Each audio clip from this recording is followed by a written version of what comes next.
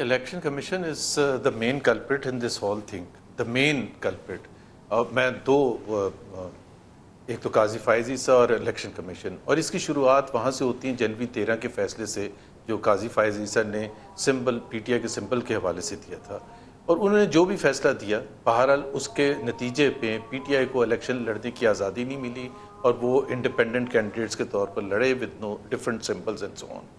اس کے بعد جب یہ فیصلہ ریزرو سیٹس کا آیا تو اس میں جو 11 ججز نے فیصلہ دیا, جس میں چیف جسٹس صاحب بھی شامل ہیں, کہ جنوری 13 کا فیصلہ جو ہے, یہ چیف جسٹس صاحب کہہ رہے ہیں کہ جنوری 13 کا فیصلہ بلہ واپس لینے کا was miss interpreted by the election commission of Pakistan. اور ہم نے تو یہ کہا ہی نہیں تھا کہ P T I is not a party. P T I والوں کو پی ٹی آئی کے نام پر الیکشن لڑنا دینا چاہیے تھا, صرف ان کو ڈفرینٹ سمبلز دینے چاہیے تھے. یہ اب قاضی صاحب فرما رہے ہیں. تو جب آپ یہ فرما رہے ہیں اور باقی 10 ججز بھی فرما رہے ہیں, تو پہلے تو واٹ ڈز اٹ سے about the integrity of the electoral process, کہ آپ ایک اتنی بڑی جماعت کو آپ کہہ رہے ہیں کہ جی آپ نے غلط طریقے سے الیکشن کمیشن نے ہینڈل کیا. اب اگر آپ یہ کہہ رہے ہیں تو پھر الیکشن کمیشن کا کوئی رسپانسبلٹی بنتی ہے یا نہیں بنتی؟ They are going scot free till today. اب جولائی میں بھی فیصلہ آ گیا اور اس فیصلے میں یہ لکھا ہوا ہے کہ مس انٹرپریٹ کیا تھا الیکشن کمیشن نے, نہ ان کے لیے سزا ہے, وہ امپلیمنٹ نہیں کر رہے, بار بار واپس پہنچ جاتے ہیں supreme court, like Zunaira set کہ وہ ٹائم بائی کر رہے ہیں, بٹ ٹائم بائی کر رہے ہیں. لیکن کوئی اگر اس ملک میں, جس کو بہت سے لوگ آج سے 10 سال پہلے 20 سال پہلے بھی ہم نے سنا تھا کہتے ہوئے banana republic, but if there is an example of banana republic where the Supreme Court cannot get its decisions implemented, and this is not the first time that has happened, because حکومت rolling elite اس وقت کی بھی جو آج بھی ہے, جب Punjab assembly کا فیصلہ ہوا تھا کہ 90 days, فیصلہ ہونے کی ضرورت بھی نہیں تھی, بائی دا وے فیصلہ ہونے کی تو ضرورت تھی, وہ تو آئین میں لکھا ہوا ہے کہ 90 دن میں ہونا چاہیے تھا, بٹ نہیں امپلیمنٹ کیا. سپریم کورٹ بیچ میں انوالو ہو گئی, انہوں نے کہا جی جسٹس بندیال نے کیوں سومو تو لیا تھا. بھائی آپ نے تو الیکشن کرانا تھا نا, الیکشن کمیشن کا اس سے کیا تعلق تھا کہ 5-4 یا 3-2 کا فیصلہ ہے. الیکشن کمیشن نے 45 دن تک after the dissolution of the Punjab assembly they did not act. That is how justice Bandial اور کورٹ نے وہ لیا تھا سومو تو. کے پی کے الیکشن نہیں کرائے, کوئی سزا نہیں ملی. جب آپ کانسٹیٹیوشنل وائلیشن اتنی بڑی بڑی کر رہے ہیں, دبا کے کر رہے ہیں, کنسسٹنٹلی کر رہے ہیں, اور اس میں سارے کے سارے شامل ہیں, پرائم منسٹر سے لے کے نیچے پوری پارلیمنٹ شامل ہے, کابینہ شامل ہے, دوسرے ادارے شامل ہیں, اور election the only thing that I can understand is election commission کو آج ایک فون کال آ جائے کہ آپ امپلیمنٹ کرتے ہیں, وہ کرتے ہیں. اور دوسری چیز یہ ہے کہ اس کی وجہ سے جو سارا جو گڑبڑ ہوئی ہے اس وقت تک, فیبری کے الیکشن ہوئے 7 مہینے ہو گئے, it is not yet complete the parliament, both the nation assembly and the senate. جی محمد زبیر صاحب, میں دوبارہ آپ کی طرف آتی ہوں, لیکن وہ جو انکمپلیشن کی آپ بات کر رہے ہیں اس کو لیجسلیٹولی ہمارے سیاستدان اہمیت ہی نہیں دے رہے.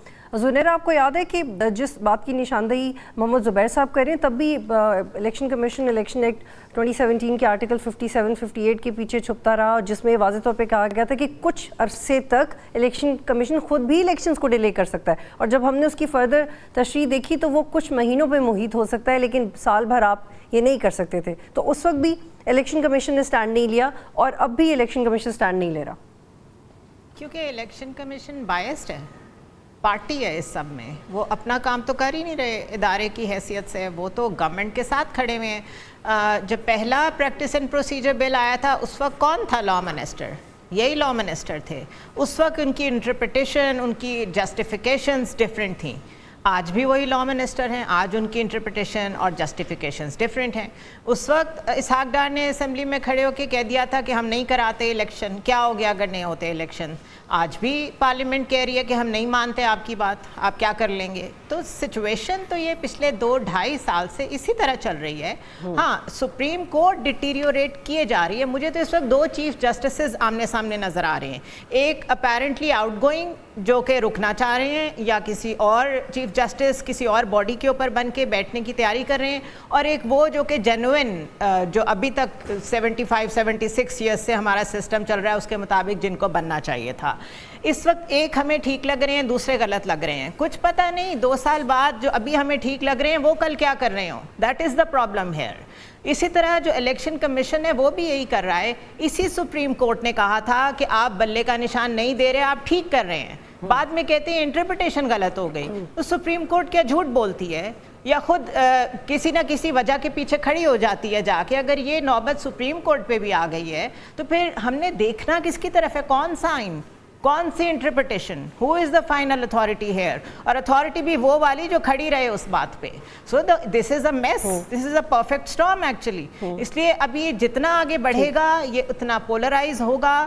یہ کہاں جا کے رکتا ہے یہ اس وقت میرے خیال ہے جب تک ایک ٹیبل پہ سارے نہیں بیٹھتے, کچھ ہالٹ نہیں لیتے کہ یہ, کیونکہ یہ ہر ایک کو بلڈوز کرے گا.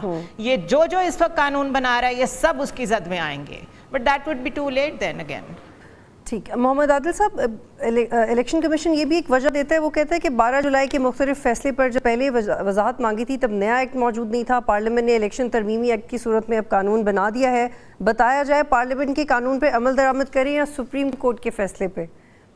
اس سے زیادہ سادگی شاید الیکشن کمیشن نے اپنی تاریخ میں نہیں اپنائی جتنا اس نے یہ لکھنے کے بعد اپنا لی ہو. اصل سوال تو یہ ہے کہ الیکشن کمیشن پاور کہاں سے لے رہا ہے؟ پارلیمنٹ سپریم کورٹ کے سامنے کھڑی ہے تو اس کو پاور کہاں سے مل رہی ہے؟ ماضی میں سپریم کورٹ پارلیمنٹ وزیر اعظم کو گھر بھیج دیتے تو وہ پاور کہاں سے لیتے؟ تو وہ ایک ہی جگہ سے یہ تینوں ادارے جو ہے وہ پاور لے رہے ہیں. آج کل اسٹیبلشمنٹ جو ہے وہ الیکشن کمیشن کے پیچھے پھڑی ہے, اس نے الیکشن نہیں کروایا. جیسے زبیر صاحب کہہ رہے تھے کہ آئین کی خلاف ورزی کی, سپریم کورٹ نے آرڈر دیا, اس کو نہیں مانا, لیکن اس کے باوجود آپ نے الیکشن کمیشن کا کچھ نہیں کر سکے.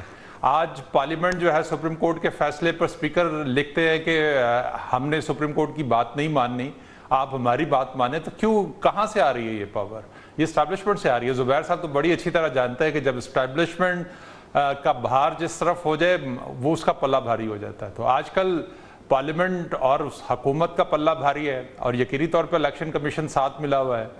سپریم کورٹ اور اسٹیبلشمنٹ کی لڑائی ہے جس کا یقینی طور پر نقصان جو ہے وہ اداروں کو ہو رہا ہے. ادارے ایک دوسرے کے خلاف کھڑے ہیں, ایک دوسرے کے فیصلوں کو نہیں مان رہے, جس سے جو ہے وہ آنے والے دنوں میں حالات مزید خراب ہوں گے. اب بہتر ہونے کی کوئی گنجائش نظر نہیں آ رہی. اب پارلیمنٹ آج ہے کل نہیں ہوگی. ادارے تو رہنے ہیں, یہ ریاست کے ادارے ہیں, لیکن یہاں پر شخصیات کی لڑائی ہے. شخصیات جو ہے ایک دوسرے کے خلاف کھڑی ہے, اپنے مفادات کے لیے کھڑی ہے. وہ کسی بھی ادارے کے سربراہ کی حیثیت سے موجود ہیں.